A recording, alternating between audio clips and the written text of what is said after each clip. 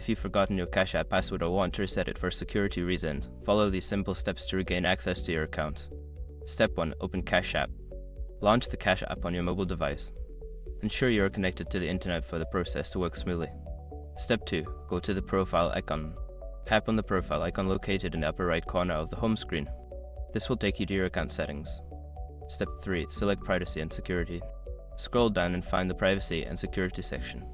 Tap on this option to access security settings related to your account. Step 4. Choose Change Password.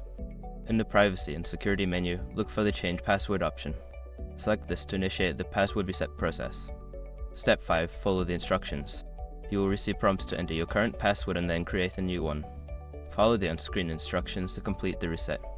Once you have successfully reset your password, you can log into your Cash App with your new credentials. Always remember to keep your password secure and updated for optimal account safety.